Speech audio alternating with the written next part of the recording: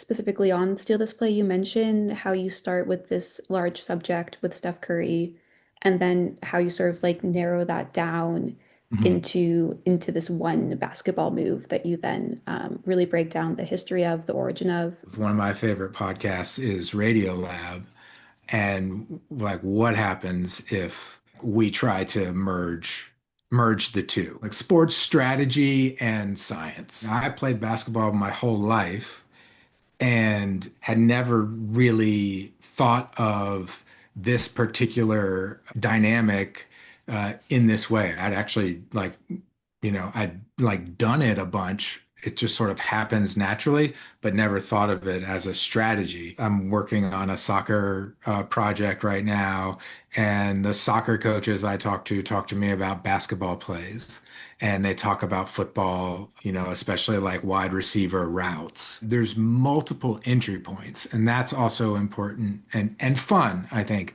Like to be able to have pop culture hooks to say like, Steph Curry in this instance, like he's a big name, a big deal. To break it down and say, well, he's partially like very lethal right now as a shooter because of the way the game has developed going back 40 years.